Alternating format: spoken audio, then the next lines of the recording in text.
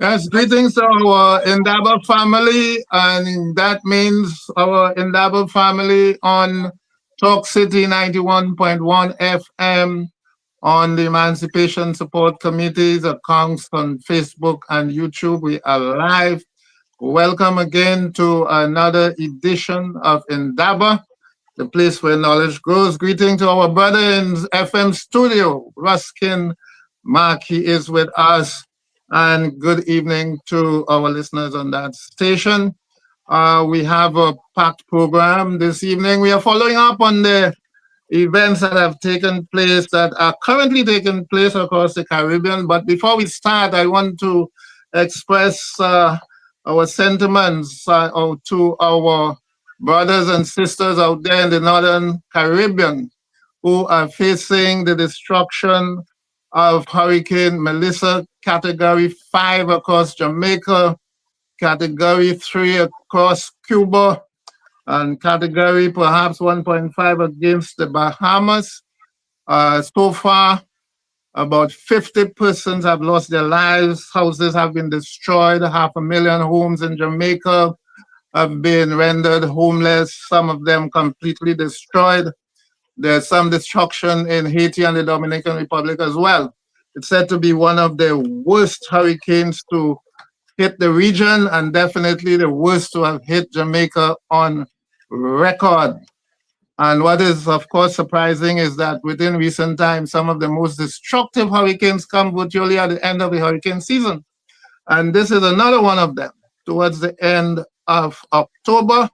Reminds me of Hurricane Thomas, which came around the same date, about in 2010, 2011, somewhere there, and with equal destructive force, another Category 5. So we may be reaching out to our brothers and sisters out there in the Northern Caribbean. I think we have an obligation to find out what's happening there and how help is going to reach that area. Vast destruction across the northern and northwestern Caribbean. This evening, we have two hosts to talk to the military situation in the Caribbean.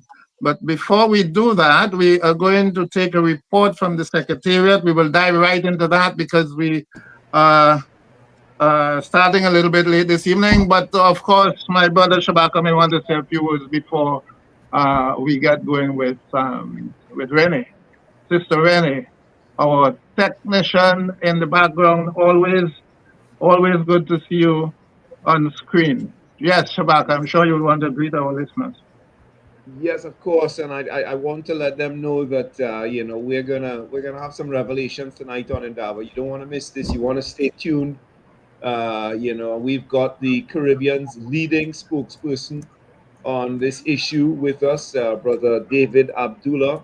He's making the rounds of the international media, so he's going to join us in a minute, and of course we're going to get into some of the things that simply have not been said in mainstream media. So social media is gonna do what social media does tonight here on Indaba. Welcome, Renee. All the floor is yours. Yes, Hi, and of course, Renee, before you start, before I forget, I often forget that our listeners can join the discussion. The number is moving at the bottom throughout the program, so you can send us a message, you can send us a voice message, you can text as well. If it's a voice message, you have to use WhatsApp. Keep it down to about 90 seconds, and we will play it for you. We are going to address some of your issues, so please join us as we get into the program a little later. And of course, you will be addressed. We'll take up some of those issues, particularly those that address the issue at hand.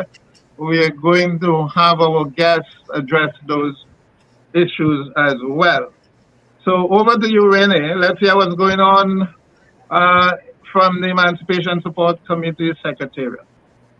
yes, hi, good night, Dr. Fergus, good night, Shabaka, and to all our listeners.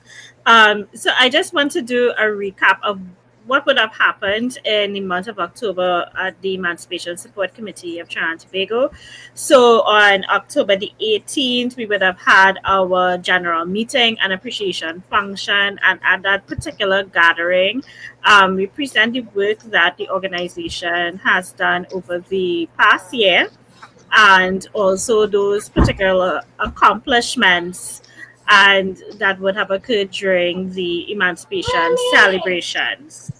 What we have to look forward to is our African history quiz and spoken word competition. So we would have had our preliminary round for the spoken word competition yesterday, and out of 24 competitors, 15 of them are advancing to our quarterfinal round. The presentations so far are excellent.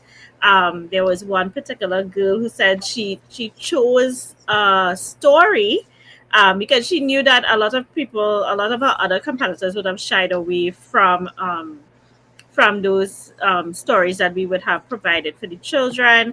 And so her rendition of it was really interesting to take in.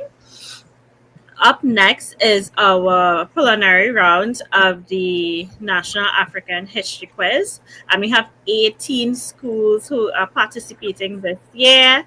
It's going to take place over the course of 2 days, Friday and Saturday.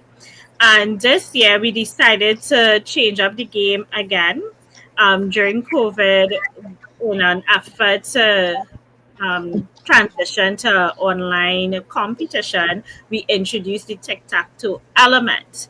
But in speaking with the game developers and the new features they have, you know, added to the game, we decided to go back to a Jeopardy format, and it's going to be very exciting because the children have an opportunity to wager points at for their team questions. So it's going to involve a lot of strategizing, maybe a lot more than the tic tac toe. There's still the lifeline features in our game, so the children still have a opportunity to have 2 lifelines within each of their games. So we're excited to see how things are going to unfold as the month of November begins.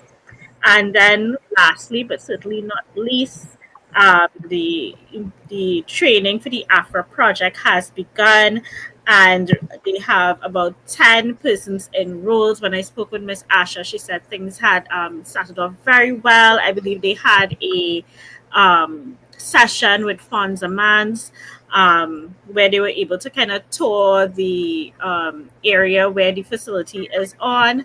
And Ms. Asha said that they actually are excited to go and view the land that they would have the opportunity to work on. So, yes.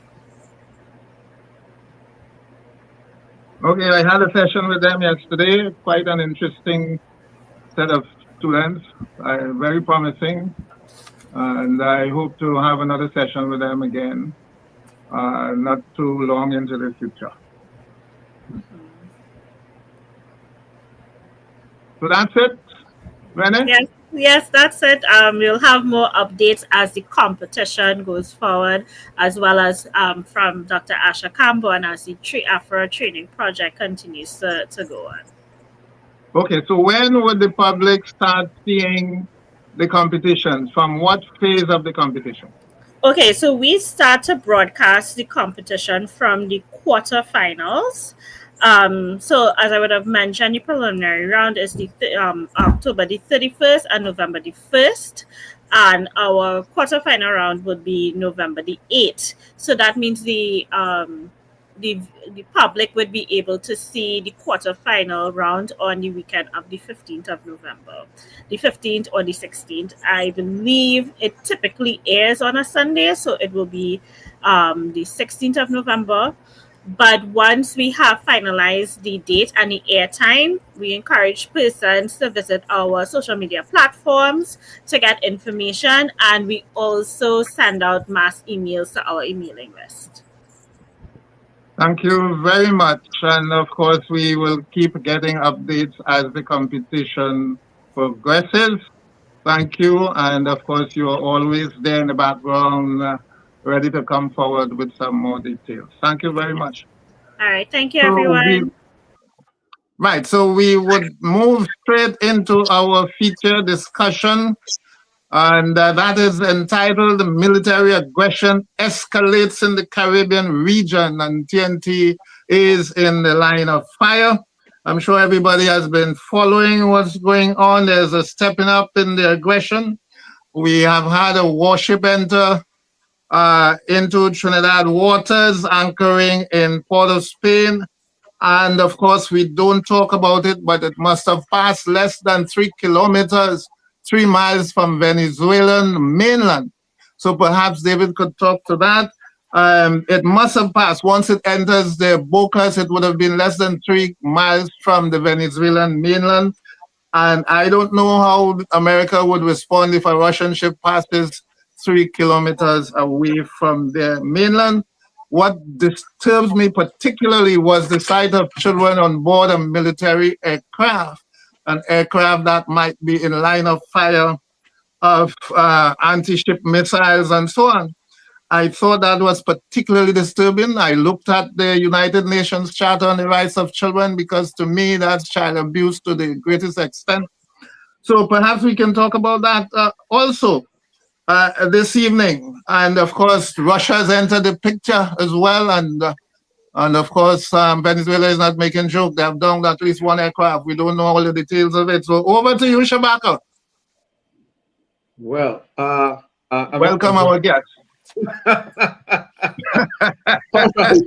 So where do we begin? Well, I think perhaps. Well, let me introduce our guest. Let me introduce our guest. Of course, we have a returning guest that is David Abdulah, who is an economist and political activist. David, I listened to your last, I don't know if it's your last, but I listened to your interview with Ben Norton, I think. I thought that was excellent.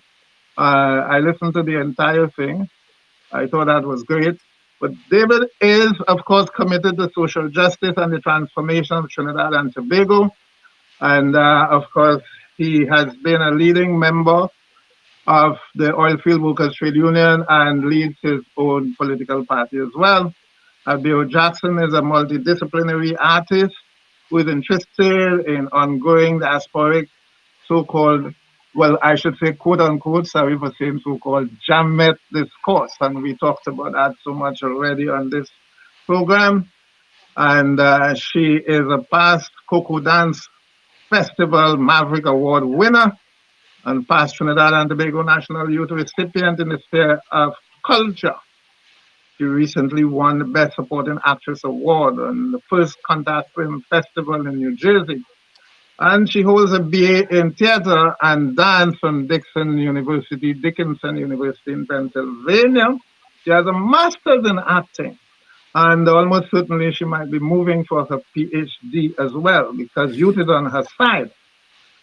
So welcome, both of you. Welcome back to Indaba.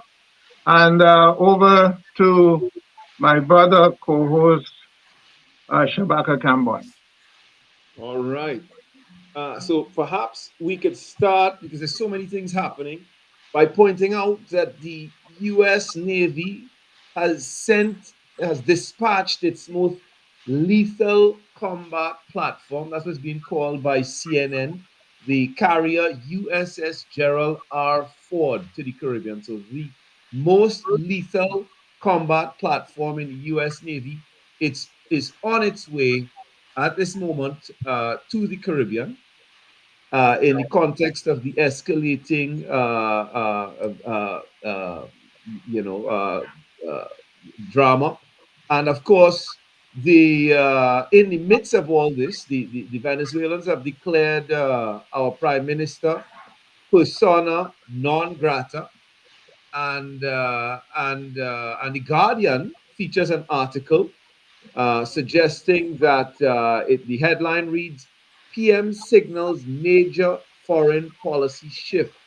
TNT looks beyond CARICOM. And of course, all of these things are related because the Prime Minister is now saying that, well, the article suggests that because the Prime Minister has stated that CARICOM is not a reliable partner, She is now looking to realign the country's foreign policy, both in terms of its economic investment and its security arrangements. So these are the things. This is the context in which we are having this discussion this evening. Again, let me welcome you, Sister Abio, and Brother David. And again, congratulate David in particular on becoming perhaps the leading spokesperson in the region on this matter as far as the international community is concerned, and doing a great job at it. And so let's start by talking about what's happening within the region before we talk about the engagement with Venezuela. There's a rift brewing within CARICOM. And Brother David, we could start with you. And the utterances are really, disturbing for all of us who have some kind of regional consciousness. Thank you very much, Brother Shabaka, and very good evening to Sister Abeo and Dr. Fergus and all who are tuned in. Thanks for having me. And that podcast you listened to, Dr. Fergus, was with Max Blumenthal, who has something called the gray zone. I think that was the one you were with, the gray zone. Yes. So, the situation with CARICOM is extremely disturbing because the original treaty that established CARICOM was signed right here in Trinidad in Chaguaramas, and is known as the Treaty of Chaguaramas. And then we had signed here again in Trinidad in Chaguaramas, the revised Treaty of Chaguaramas, which established CARICOM as a single market and economy. Of course, there are elements of it that have not been implemented, but the fact of the matter is that Trinidad and Tobago was always seen as central to the development of Caribbean integration, going back to the days of Dr. Williams and so on. And if Abio would remember this, Claudius will know from history that Chaguaramas was supposed to be the capital of the Federation. That's where the West Indian Federation was to be located, which is why we have Federation Park, yes, where there are a lot of residences, with the street names of Jamaica, St. Kitts, Nevis, Grenada, and so on. Because that is where the officials of the West Indian Federation were going to reside. So Trinidad and Tobago has been central to the issue of Caribbean integration, and therefore for the Prime Minister now to say that she is turning her back essentially on CARICOM and looking somewhere else just does not make sense. It flies in the face of history, first of all, but more than that, when we look at she talks about Trinidad and Tobago first, but when we exclude energy exports, oil, natural gas, petrochemicals, and so on, we are left primarily with non-energy exports, manufactured goods that go to CARICOM. CARICOM is our biggest market for non-energy exports. So to say you want to shift, what does that mean? That all the manufacturers that produce, and all of us have gone up the islands, yes? And I'm sure many of the listeners and those who are tuned in. Yeah, we go to a grocery. That's right, go to the supermarket. I don't want to call brands and promote brands necessarily in your program, but you see Trinidad and Tobago household products, you see Trinidad and Tobago beverages and food products and so on. So what is this thing about turning your back on CARICOM? That is going to have a major negative impact on our manufactured exports, which earn foreign exchange, which we need desperately because we have a problem with foreign exchange. It's going to impact negatively on employment in Trinidad and Tobago because the manufacturing sector is one of the largest employers of labor, particularly labor that has decent jobs and so on. So that just makes absolutely no sense. Now, to suggest you're going to David, let me ask, I know you're going to go there, but let me ask the question for the sake of our listeners here. This whole thing is based on a disagreement over the idea of the zone of peace. That's the center of this rupture that is taking place within our regional body, the Caribbean community. And let me just quote here our Prime Minister: the notion that the Caribbean is a zone of peace has become a false ideal. The reality is stark. No such peace exists today. And that's just the opening salvo of a whole discourse that is being promoted not just by the Prime Minister, but other members of the UNC government, that the zone of peace really is something about crime. It's something about drug trade and murders in our country. And so I did a little bit of research, and I'm gonna ask you all to comment on this. What I discovered, because I wondered if when I saw Minister Sturge on television last night, Wayne Sturge, I saw the Prime Minister's statement. I wondered if it was that they really didn't understand what was meant by a zone of peace, because they seemed to set up what we would call a straw man and then beat it up, a fallacy of equivocation, you know. But what I did discover, and I don't know if Rennie has the image in the background, is that in 2014, our Prime Minister actually led the Trinidad and Tobago delegation to Havana, Cuba, to discuss and agree and sign off on the Caribbean as a zone of peace. And so it became clear to me at that point that the powers that be in Trinidad and Tobago now fully understand that what they're talking about as this zone of peace that doesn't exist is in fact disingenuous. They are well aware of what the zone of peace means. And I was able to actually find a picture on the internet of our Prime Minister in Havana, Cuba, actually signing the document. And so, Sister Abeo, Brother David, let's talk about what is in fact the zone of peace first, and what the difference between what it actually is and what the Prime Minister and her members of Parliament are suggesting it is to the public, in their rhetoric, in their discourse. Let's find that. Let's see if we can establish what that difference is between those two things for the sake of our listeners. Yeah, sure. If I could go, because Ambassador David Cummins Young, who's a good friend and son of mine, sent me information which I either forgotten or wasn't aware of. That in 1979, interestingly, the People's Revolutionary Government of Grenada, led then by Commodore Maurice Bishop, Prime Minister Bishop, moved a resolution at the Organization of American States, of all bodies, in which the United States is very, very much a central player. And this resolution read, I'm just going to quote it fairly quickly, to express its deep concern over the heightening of tension in the Caribbean subregion, resulting from the recent increases in military activity in the Caribbean area, to repudiate the concept of the region or any of its subregions as a sphere of influence for any power, to stress its support for the principles of ideological pluralism and peaceful coexistence, which are essential to the peace, stability, and development of the region, to call upon all states to recognize the region as a zone of peace and to devote all their efforts in appropriate regional and international forums to the advancement of this concept.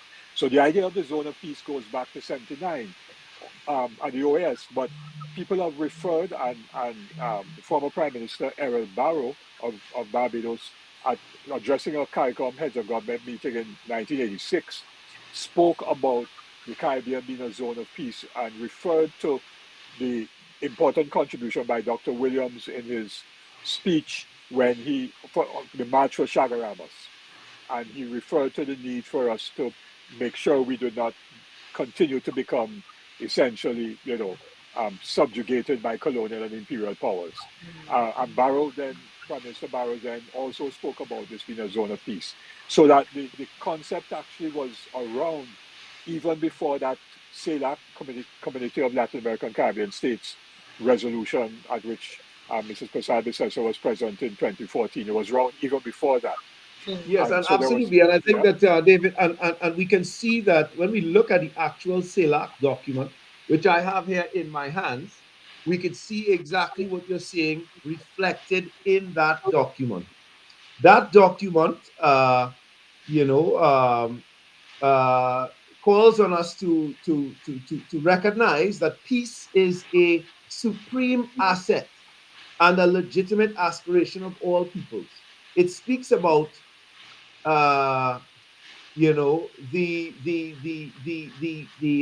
centrality of international law and the question of keeping the Caribbean as a nuclear free zone, all of which is being broken right now with a nuclear submarine and so on. It talks about um, uh, a commitment to consolidate Latin America and the Caribbean as a zone of peace in which differences between nations are peacefully settled through dialogue and negotiations or other means fully consistent with international law. So, if there is an issue with the government or the system that the Venezuelan people have chosen, then that's not something that we could consider bombing them for, going to war over, or blockading them as it has been done in Cuba.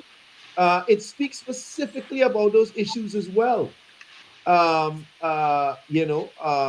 It talks about uprooting forever the threat of the use of force in our region. It talks about the strict commitment, obligation of states not to intervene directly or indirectly in the internal affairs of other states and observe the principles of national sovereignty, equal rights, and self determination.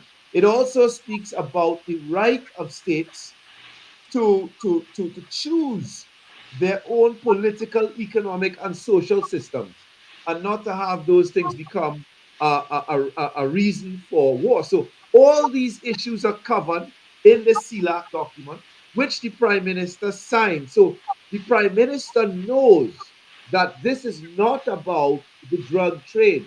This is not about the amount of murders that we have in Trinidad and Tobago. Any such uh, implications or articulations are simply disingenuous. Abio, let me bring you in at this point.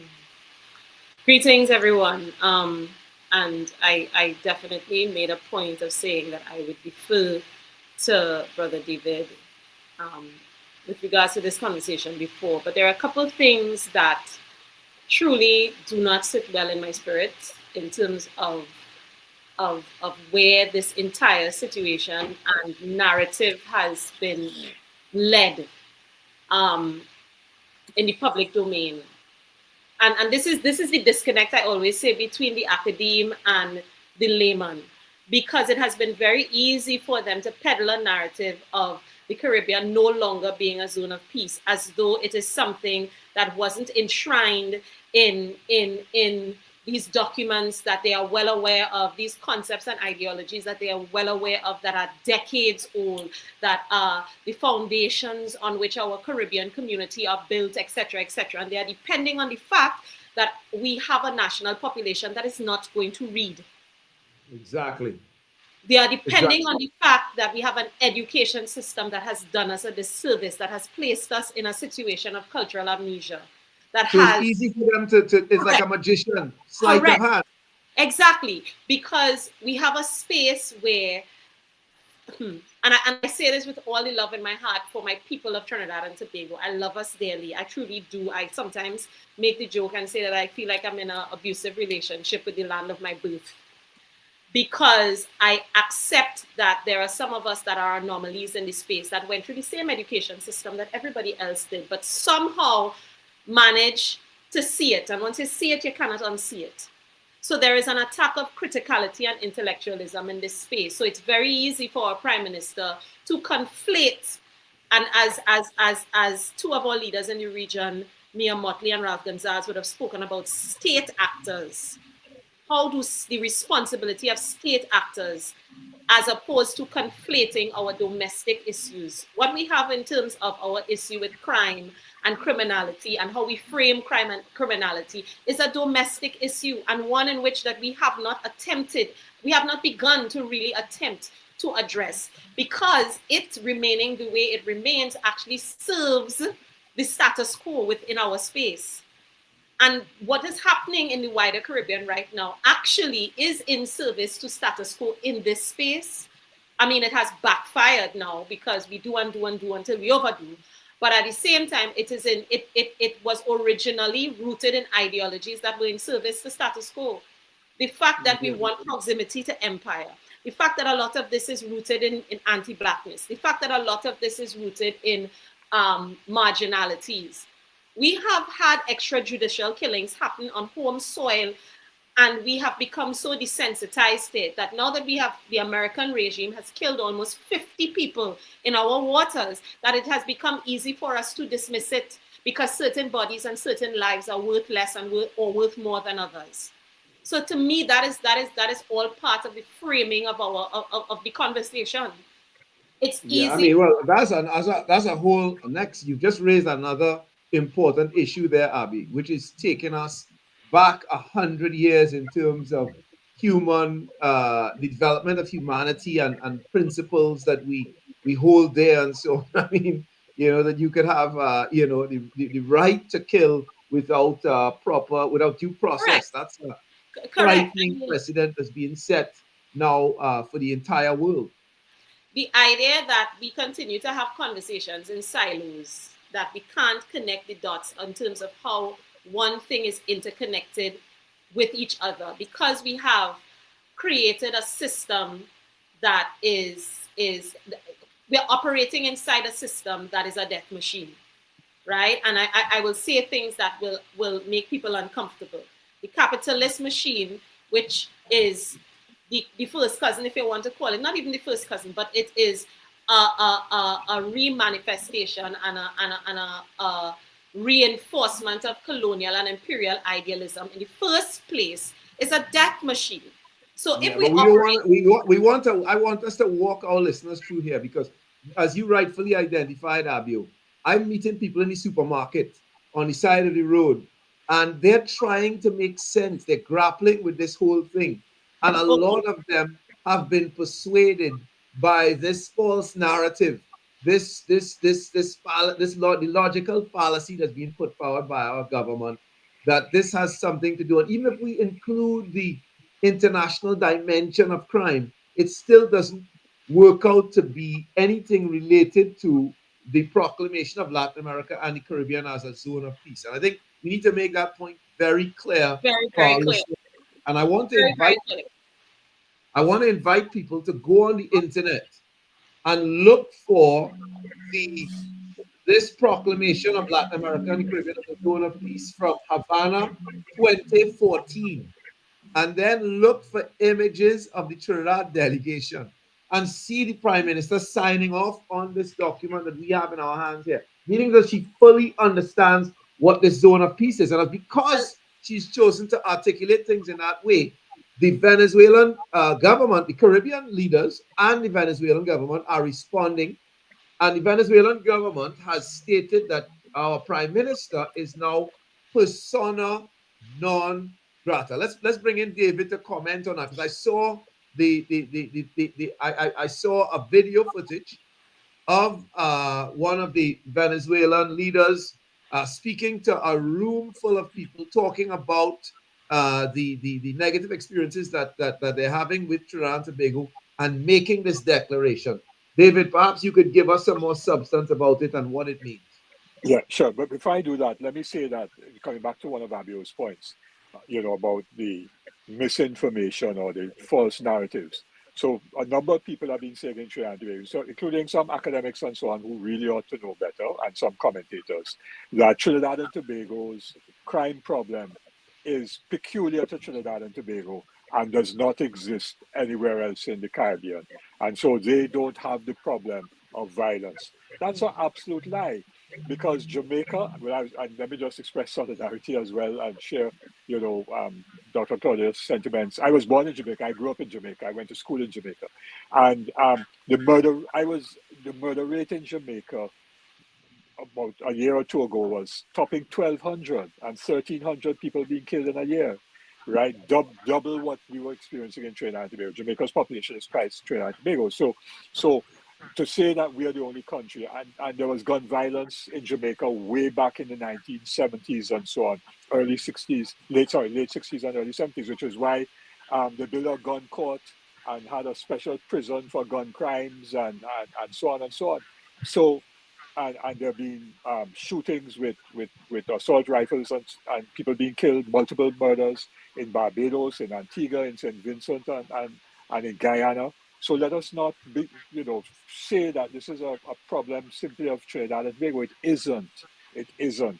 And I absolutely correct that we must not therefore confuse the issue of violence between citizens and so on within our country and the issue of states taking military action against another state. So I just wanted to also say and that. I think David, before we even Yeah. move on to the question I asked, I think there's another issue there that's connected, which is the fact that that this discourse is also premised on another false assumption that the United States' presence here in the region, right, with all these aircraft carriers and destroyers and so on, and a nuclear submarine, has something to do with drug trafficking and crime.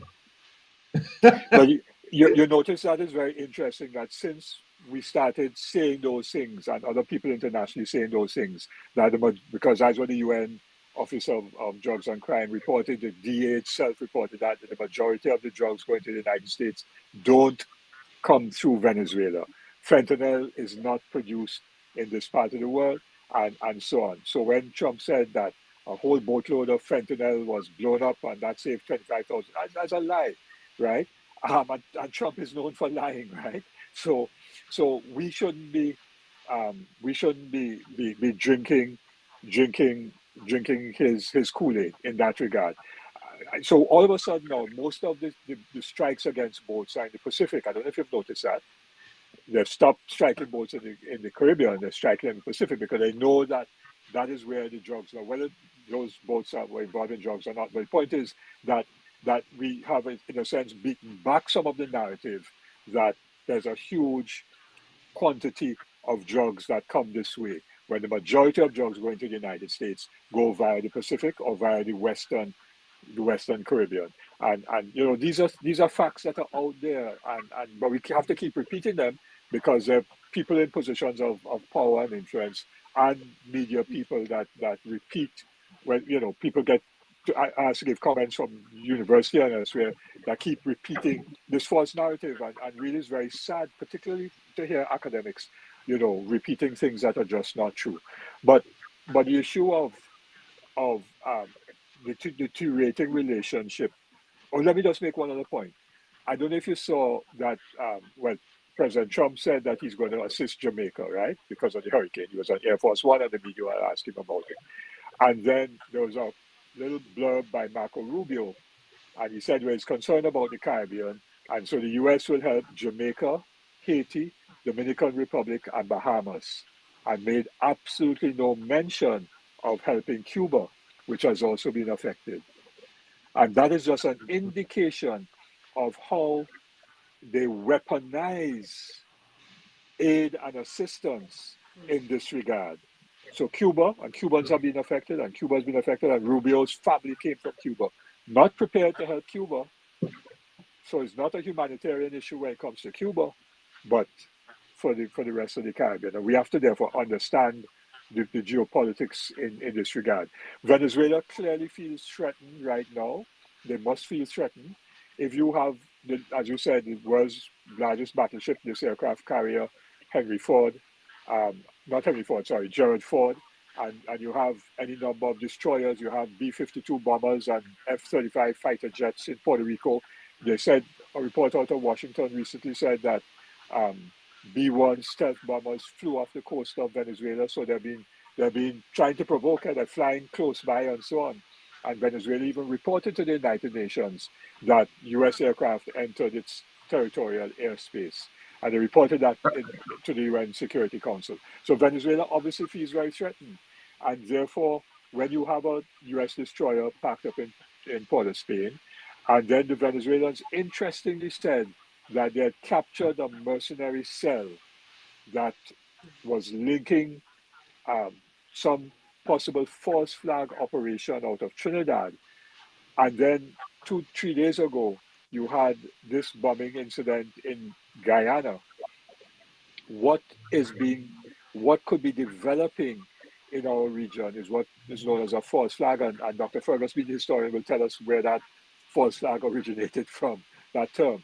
But it means, therefore, that incidents could be happening that could point to Venezuela, and then that is used as a pretext for attacking Venezuela. Remember, the Venezuelans said that they had stopped an attempt to place a bomb outside the U.S. embassy in Caracas, which embassy is basically closed. I know because the U.S. had cut diplomatic ties with Venezuela. But all of these types of incidents we have to pay attention to and see whether or not something is going to be provoked. Linking it back to the statement by the U.S. embassy, what was it, last weekend, when they said that American personnel and citizens must not go near the embassy for the long weekend.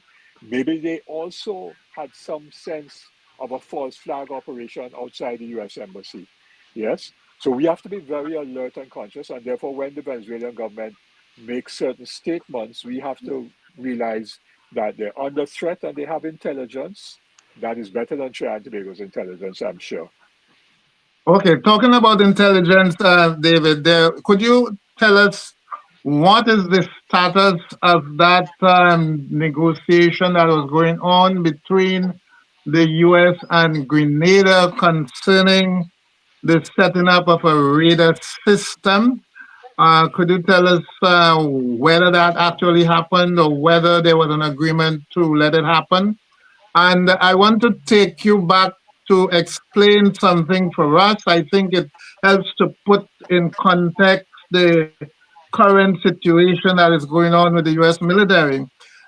You would recall that at the end of last year, that the Minister of National Security, I think it was, Fitzgerald Hines, signed some agreements, multiple agreements. One of them was the status of forces agreement so far, but there were a number of others that were signed, and the allegation was that those agreements allowed for the United States to establish military forces in Trinidad. Rowley had said at the time, Dr. Rowley, that he would not comment, but he was forced subsequently to say something. But he insisted that the country would never allow U.S. forces to be established in the country, but he never explained what that agreement really was. If you have any insight into that, could you explain that and link it to what's happening now? Because the agreement was probably signed before the regime change took place after the election. And perhaps, I'm not making excuses, but perhaps the prime minister might have been trapped with agreements that were already on the ground. Not that she could not have taken other decisions, of course, we know that. But the context in which this thing might have been laid already to facilitate what she might have been oriented towards already. Could you explain the context of those agreements first? Grenada and the SOFA agreement. Okay, with respect to Grenada, I'm not aware that the government of Grenada has agreed to the establishment of radar and other equipment at the Maurice Bishop International Airport and the stationing of U.S. military personnel to man that equipment. The Prime Minister was supposed to make a statement to the people of Grenada, I think, in Parliament. I don't think he's made that statement yet. But I know there's been a lot of pushback in Grenada. There have been several demonstrations and protests, and people have been writing and speaking out about it, especially since locating it at Maurice Bishop International Airport would be, what's the right word? I find a polite word. An abomination. Abomination, thanks, Abeo. An abomination to the memory of Maurice Bishop, who stood up against, imperial domination and so on. And one of his cousins, Maurice de la Grenade, also sent me a quote of Maurice at the UN General Assembly in 1979 when he again spoke about the Caribbean as a zone of peace and no military intervention and so on. So I would think it would be very difficult for Prime Minister Dickon Mitchell agree to that, especially since just before that, the Prime Minister of Antigua and Barbuda had also received some kind of request and said quite openly that they're not going to accede to any request for any military, U.S. military installation in Antigua or Barbuda.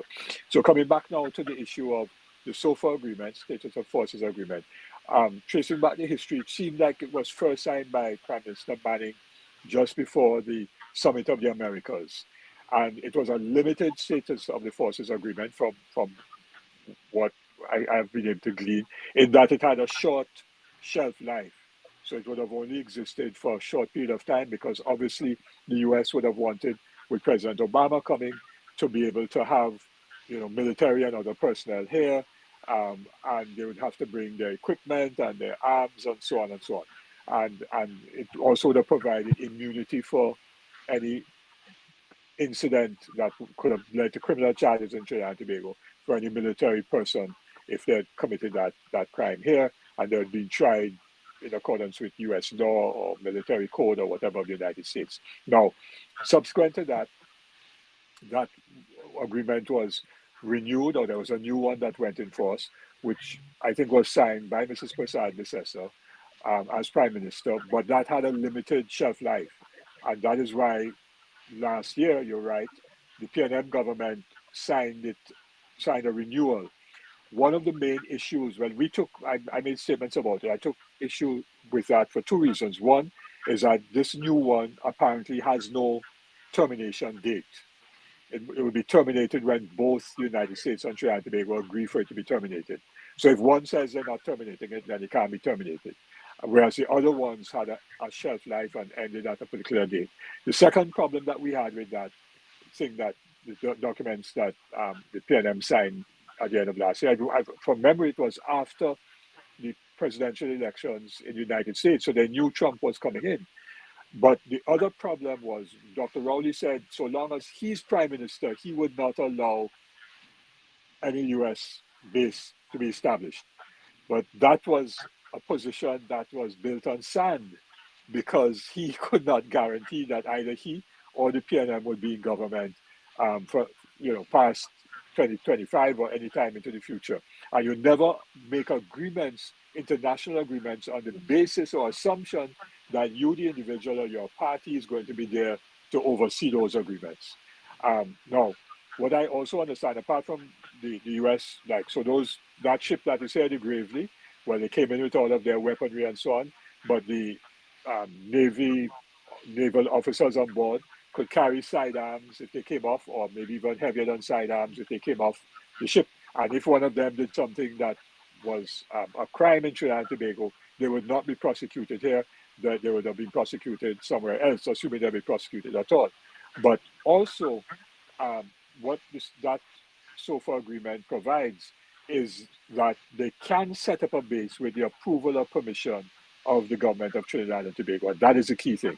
And therefore, when Mrs. Prasad Bissessar made a statement very early on in this matter in August, that she would give permission to the United States to establish a base here if Venezuela was to attack Guyana over the Essequibo.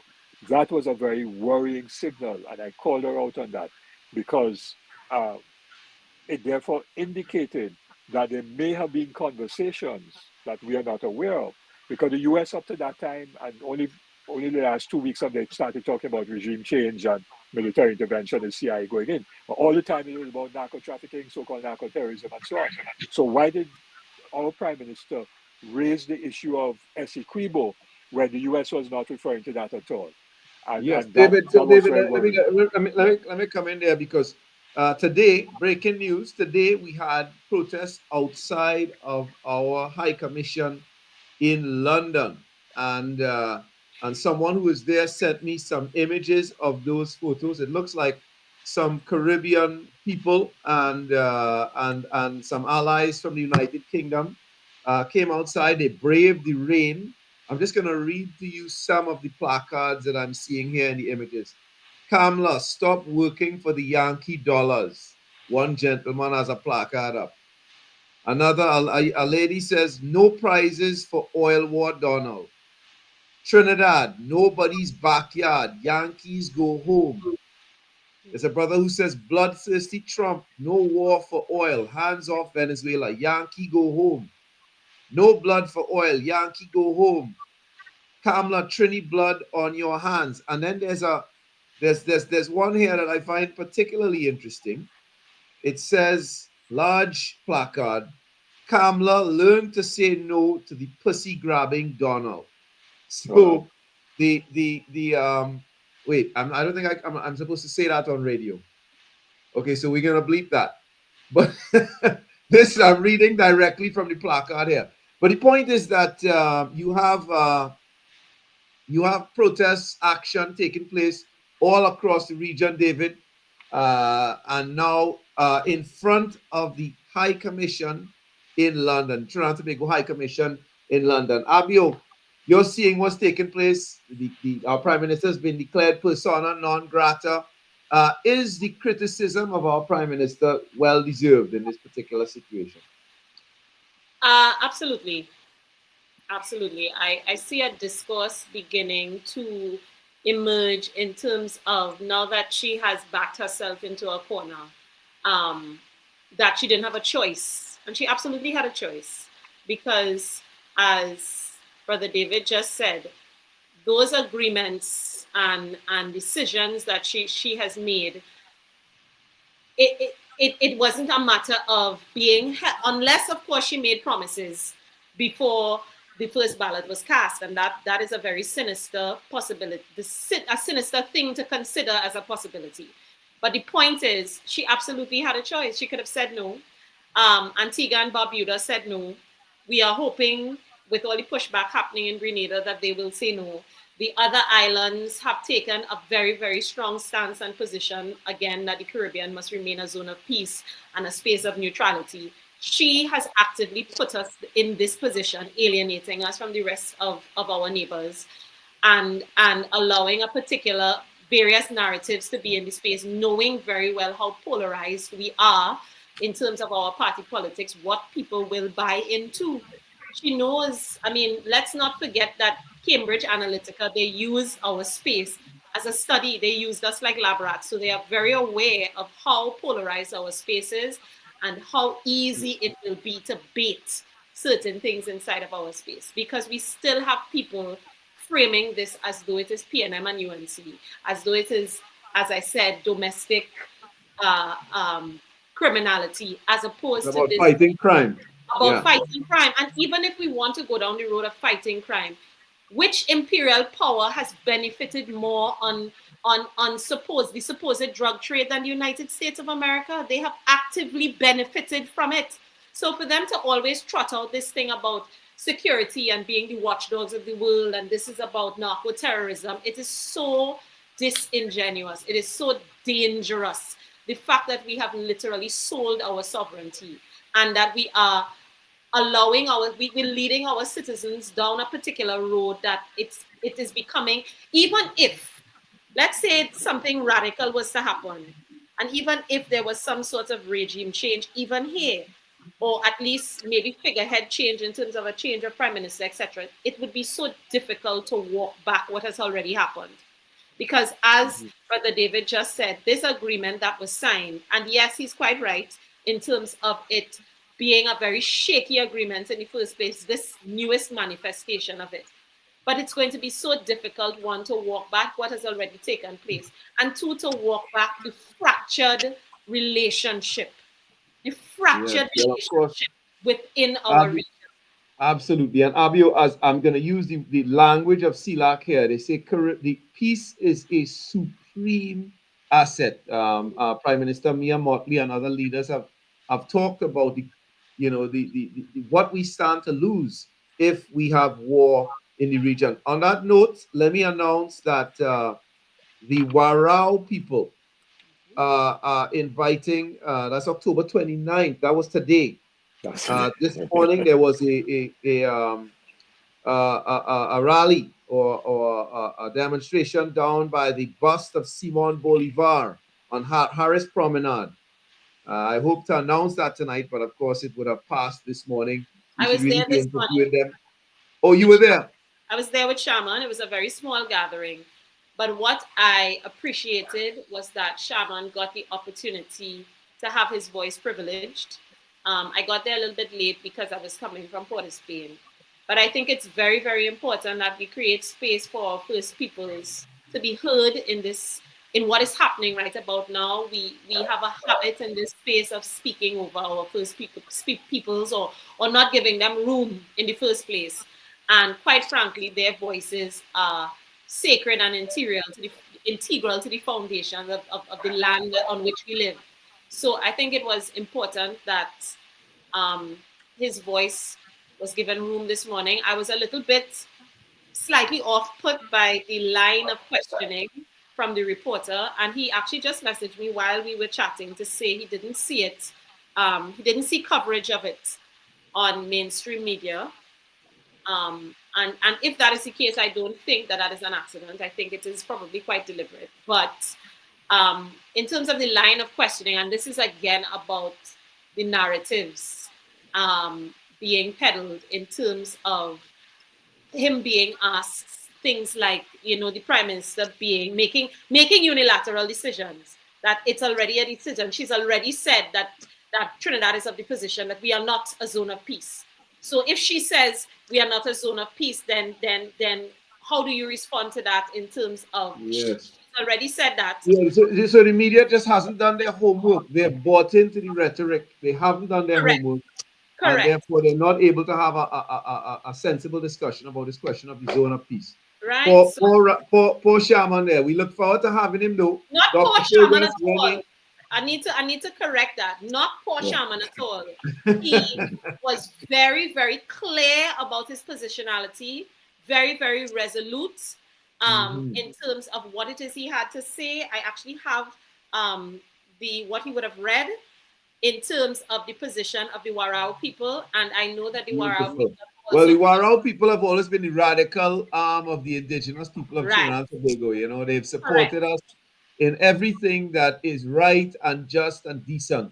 The Warao people are there. We got to congratulate brothers Simon and all the other brothers and sisters of the Warao community. Before we lose Ruskin and Shabaka, let me read them. I don't know if that's you're going to do, but I want to read the two comments before 91.1 FM. We have to announce the upcoming rally by the Emancipation Support Committee before we lose 91.1 Talk City. Do that quickly, and then I would read the comments that have been received. I was hoping that Renee would join us now to give us the details of that rally. The date, the time, the location, and so on. But Emancipation Support Committee. Okay, so before Renee comes back in, Renee, we're asking you to come back into the show. I just want to read two comments. One came from Hassan Ali, and he is saying that SOFA had some changes in 2017, 2018 to the document, but we are talking about the latest one, 2024. So I think Hassan Ali, if you can address that, it would benefit us. And Nigel Collins said that nothing that Rowley did tied the UNC or the Prime Minister's hands, that is the current Prime Minister's hands. And he indicated that the issue is based on oil and gas diplomacy. So those are the two comments that I have been privileged to see via our producer. And we would hope that that Renee comes up before we lose our listeners on 91.1. But in any case, we need to thank the listeners on 91.1 Talk City for joining us this evening. If you're staying with us, we welcome you to stay on until the end of the program. But if you're leaving us, see you again next Wednesday, same time.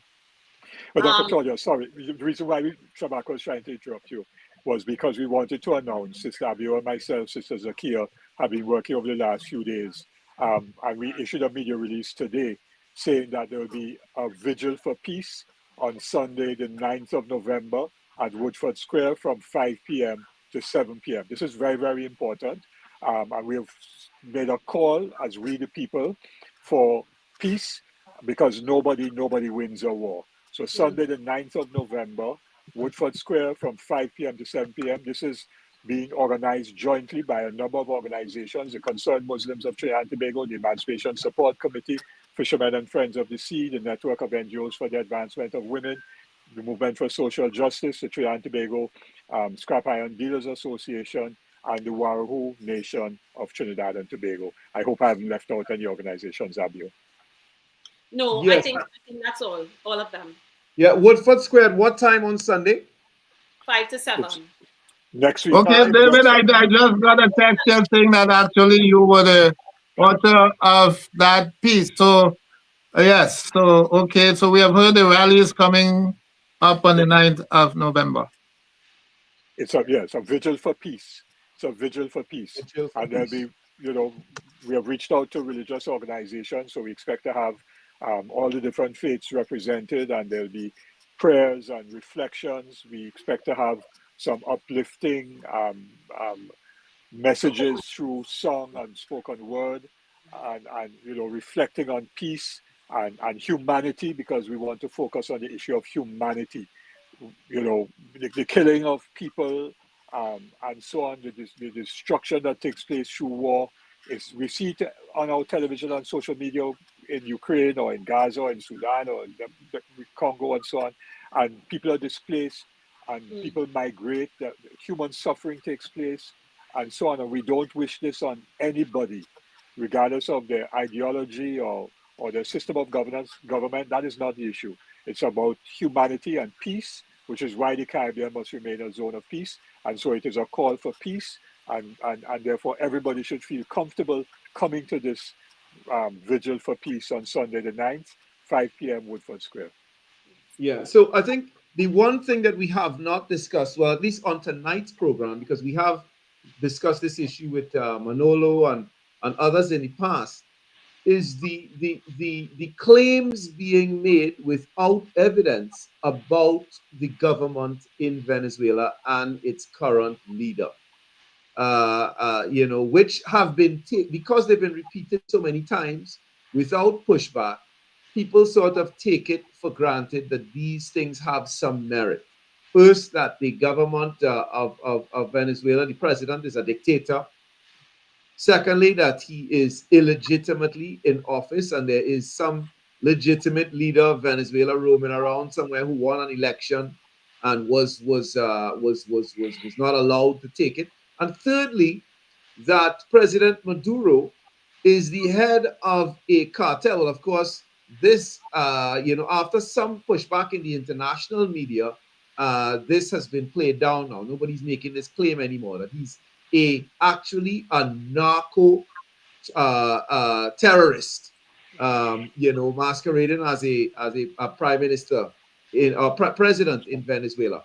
So these claims, Brother David and Abio, let's use next few minutes to sort of look at the merit of these claims. And of course, let me just put some context in this. As a journalist in CCN, covering Latin American affairs, I recall the amount of allegations the kinds of rhetoric that critiques that surrounded his predecessor, President Hugo Chavez. One of the interesting allegations was that Chavez was insanely corrupt and he was stealing millions and millions of dollars. This was repeated continuously in the international media. And up to today, so many years after Chavez's death, no evidence has been presented by the chief accusing party, the United States of America, to support these claims. And in fact, what I found interesting is that after Chavez's death, both the opposition in Venezuela and the current government were in a contest to prove who was closer to Chavez in their policies, who was in fact being true to Chavismo, which was still so popular in the country at the time. And so even though in the international media they were saying that Chavez was a demon and corrupt and stealing all this money, the very same opposition that we see now in Venezuela was trying their best to associate themselves with his legacy.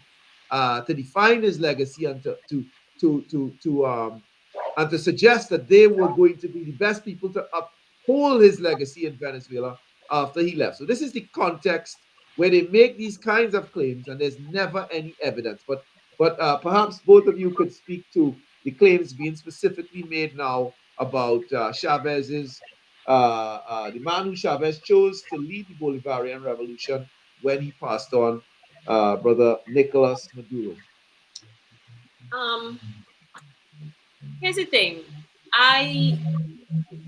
This idea of sovereignty truly seems to go above a lot of people's heads in terms of a sovereign nation, which is why you find folks popping up on threads on various social media platforms saying things like, when the Venezuelan government says they are no longer going to engage with us in terms of our oil and gas deals, and you have people popping up saying, yes, but America give us our OFAC license, they have to honor that.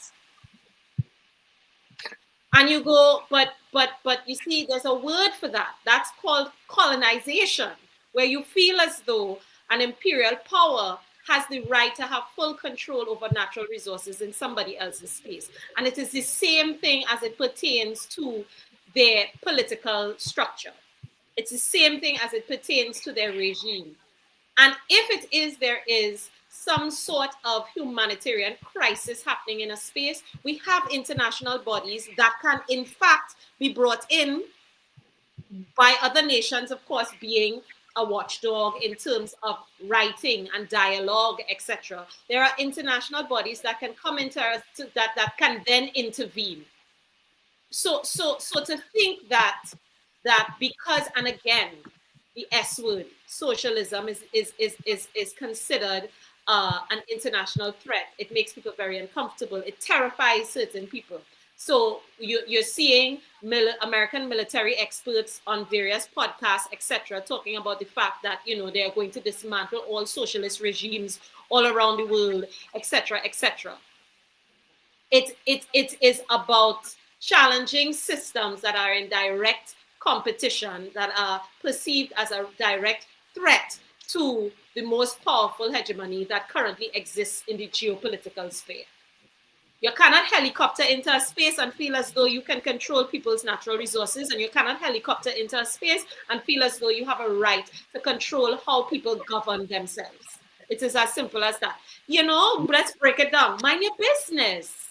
Abio, let me get into a concrete matter here now. Let me ask you guys: the Nobel Committee in Oslo in Norway recently gave the head of the opposition in Venezuela the Nobel Peace Prize, something which the international media suggested President Trump wanted for himself. It was given to the leader of the opposition in Venezuela in an act that would have given some legitimacy to the claims that there's something problematic about the Venezuelan government as it is now constituted. Let's speak to that issue, because I understand that the Nobel, that the usual annual celebration of this prize, which takes place with a parade in Oslo, was cancelled because so many stakeholders felt that was an unjust Political interference. of the committee. Let's speak to that issue, brothers and sisters. Well, you know, to use another word, that was another abomination. But it was a setup, in my view. The timing of it is what is significant. So Maria Machado got this Nobel, and you said Nobel, but it's not a Nobel Prize whatsoever, the Nobel Prize for Peace, right?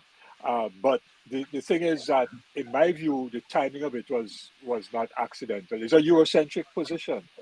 It's a Eurocentric position, which is because the Western Europe, together with the United States, have taken these positions of sanctioning Venezuela. Britain has seized billions of dollars worth of gold owned by Venezuela. It comes back to Abio's thing of sovereignty. Whose gold is that? That is Venezuela's gold. You can't hold it and seize it because you don't like the government that is in Venezuela, as Abeo says, it's not your business, right? But that is that Eurocentric view. And I believe it was done, the timing of it was so that the US, with its military intervention and possible attempt at regime change, would then create the conditions for Machado to re-enter Venezuela as the president of Venezuela with Well, not Machado. It international. would be Edmundo. Is Gonzalez. No, but Who he is was the just a figurehead, Shabaka. You know, he was a figurehead right? for Well, him. of course, of course. So they I would find saw a him. You way. know, I saw him. I Yeah, saw him well, he, live on the campaign trail. yeah, he was a figurehead, right? He He's was like a nice so. old man. Yeah, well, he was just being set up by her. So the thing is that they would bring her in and install her, find some way of installing her as the president, because they would claim that she was denied the opportunity to contest the election, and had she contested, she would have won, blah blah blah blah. So therefore, they would install her, and she would have international legitimacy because she won the Nobel Peace Prize. And that's how I read that whole play. Mhm. Right. And let's Because use this now to just speak. Shabaka, sorry, just because this person Machado supported the genocide of Palestinians by Israel. So how can you get a peace prize when you're supporting genocide? Correct. She wanted Israel to come into to Venezuela to make a military intervention in Venezuela to help overthrow the government of Venezuela. How that could be peace? She has called for and supports US military intervention in Venezuela. And we could go on and on with her track record, Correct. which is totally the opposite of what somebody who should get a peace prize is. Indeed. I think, and of course, David, what you're doing there is articulating just a few of the objections that stakeholders in Norway itself have raised, against this particular this granting of the Nobel Peace Prize to Machado. But I want us to go even deeper, just for the sake of our listeners. We have 5 minutes, so we have to do it quickly. Abio, David, you all can take turns, quick fire, just putting out there some of the points.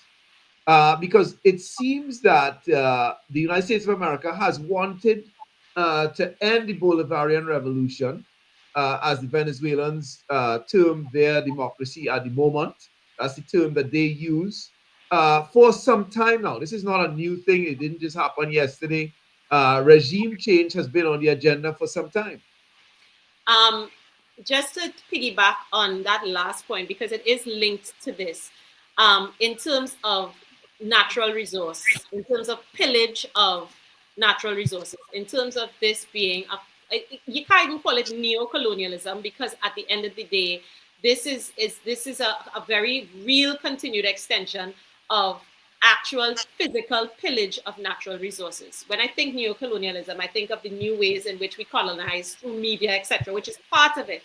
But this is actual colonization that in terms of the regime change, because there's also word on the ground that Machado has made promises in terms of how she will give the United States back majority stake in Venezuela's oil, which is the reason why they hated Chavez in the first place, because Chavez, you're not doing that no more. And of course, Maduro, the same thing. And it's very easy to frame Maduro as being a dictator, as being someone who has put his people through absolute hell economically, etc. But how can a country, even one as naturally resource rich as Venezuela, thrive with all of the sanctions in the world on them? They cannot thrive because of the sanctions, and we leave that out. It's easy then for his own people, We discussed it last week when we talked about the blockade on Cuba and the way that economic depression is used as a weapon to get a local population to rise up against their own correct. elected representatives. So, Correct. and of course, whenever that doesn't work, then there's always one to move to a plan B. But David, would you like to add anything to that? Yeah, sure. And of course, it goes back to Salvador Allende in Chile when he was overthrown. The same thing happened too. So I just want to add one other dimension, which is that Marco Rubio may very well have a slightly different agenda to Trump. Their agendas coincide in terms of regime change and so on, and the grabbing of resources. But Rubio also has a geopolitical strategy. One, he would like to combat China because they see China as a threat to the US, and China is becoming more and more influential in this region in terms of economic activities and relations and so on. But secondly, Rubio wants to end the Cuban Revolution. That is a major passion. But to get to Cuba, he would like to first end the Bolivarian Revolution in Venezuela, because he sees Venezuela as a key ally and defender of Cuba in this region. And then, so it's Venezuela, in Rubio sites, Venezuela, Cuba, and then Nicaragua. And basically turning back, I think Abio made the point, turning back any attempt at progressive change in Latin America and the Caribbean, so that Bolsonaro and his type will come back in Brazil, and Honduras will get reversed, and other places will get reversed as well. That's what it's about as well. Yeah, and does any, is it just me, or is Okay, I there? would like some brief comments before we close. Before we close, I would like some brief comments on a point that I raised at the beginning, and that is the sight of school children on board these warships. I think personally that this is dangerous. It's brainwashing in a sense. The parents, the teachers of these children, I'm sure will not even get consideration for a visa to visit the United States. Yet they are visiting the United States warships. What are the implications in terms of the rights of the child and the responsibility of schools to have children being sent to visit a warship at a time of war, because war virtually is declared by sending the CIA into Venezuela and the close passage of these ships to Venezuela. Those are acts of war in a sense. So why have children on a warship? Could you comment on that briefly before we close? Um, as I was saying, Abio. yes, as I was saying of I mean, it's about framing empire as being benevolent. It's about indoctrination, and it's very much in conversation with the obfuscations and erasure that's already baked into the concordat as it already exists, in terms of how we educate our children, how we ensure that we have another generation that will not push back, that is neutralized, that lacks criticality. It's so vile. It's a propaganda machine, and it is incredibly vile to see children paraded on a warship as though it is some attraction in a carnival. Their faces unblurred, their images forever immortalized. However many years from now, when history writes itself, there are pictures, just as you see pictures of Ruby Bridges going to the first integrated school, and you have the people standing around her.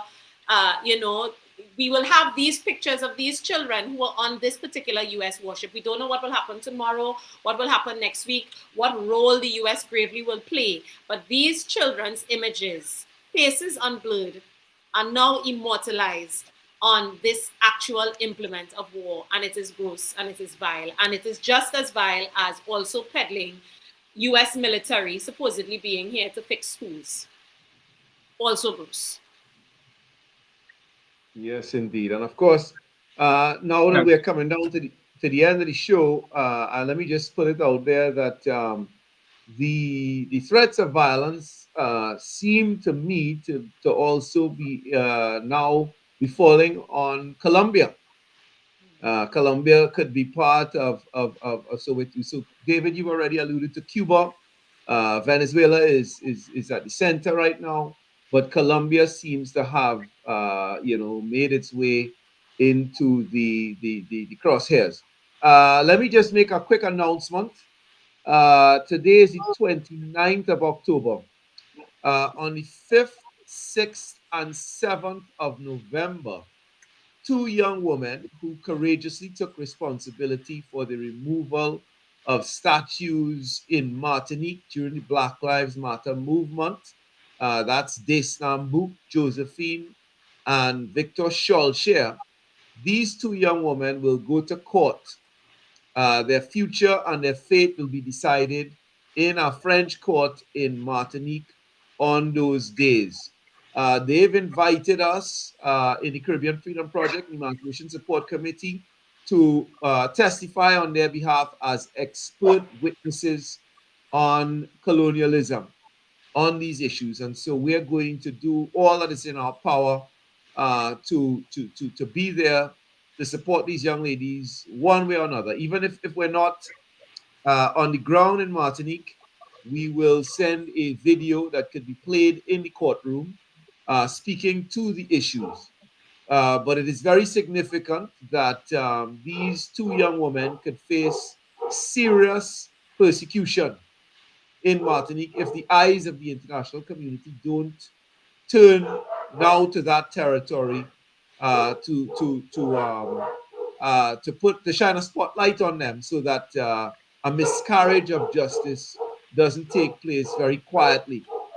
And of course, we salute the courage of these two young women because, of course, there were hundreds of people in Martinique who actually participated in these acts of defiance against the colonial power there. Remember that President Macron had said just 2 days before these protests that France would not be removing any monuments, and of course the Martinican people, did not agree with that, and they expressed their disagreement by removing all these monuments. One of the controversial issues, of course, will be the fact that they removed monuments to Victor Schœlcher, who is in fact an abolitionist. But this was not a mistake. The Martinican people will tell you this was not a mistake.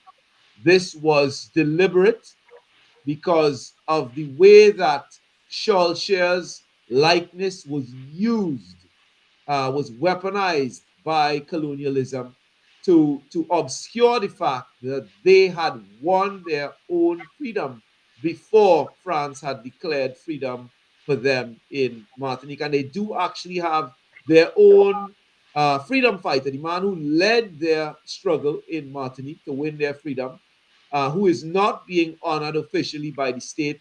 He has a small wooden statue in some obscure location in Martinique. And so they did take down those Schœlcher statues on the day they had actually freed themselves historically, their Emancipation Day. And so all these issues we will address when we deal with these issues. But it's important now for the international community to tune in. And the Martinicans tell me that they will soon issue some kind of petition that we could sign in support of these two young ladies and the people of Martinique. So just to let everybody know. On that note, Doctor, you could wrap up the program or address a final issue in the last 2 minutes that we have. I think we should close the program at that point with a final statement. I was expecting David to comment briefly just now on the children's issue, so perhaps you can close off the program with that. And of course, we will be back next week. The Africa report will be back next week as well. David? Okay, thanks, Doctor. I think Abeo said it, very, very clearly and well. I don't think I need to add anything except that it's obvious that that was a very well organized propaganda PR strategy, and it is meant to disarm the kind of clarity of understanding of what this development of all these military troops and Navy ships and everything else are about in the Southern Caribbean. And we must not allow ourselves to be fooled by that kind of PR propaganda strategy. It's a Okay, so we want to thank our brother David, our sister Abeo for being with us, sharing your expertise, your ideas on such a vital issue facing all Caribbean people. Thank you very much for coming on the show. And thanks to 91.1 FM listeners. I think they're still there with us. Thank you for staying the journey with us this evening.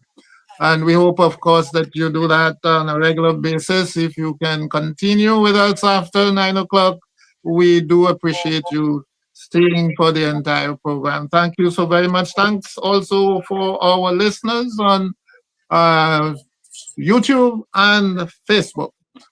We appreciate your comments all the time, and we hope that you share the program and help it to grow. We need to grow the program, and we can only do that with your help as well. So, see you next week, same time, same And of course, place. and of course, remember that on the Sunday the 9th in Woodford Square, we have the Vigil for Peace from 5 to 7. Vigil for Peace, 5 to 7 on Sunday the 9th in Woodford Square. Join us there. Same, and Indeed, again, and November is History Month in Trinidad and Tobago. Right? It's History Month in Trinidad and Tobago, and the Emancipation Support Committee recognizes that month with the involvement of schools in historical activities, spoken word, and the history quiz. So we hope that you will also be looking forward to those competitions when they begin airing on national television. So see you next week, and good night to everyone. good night, Doctor.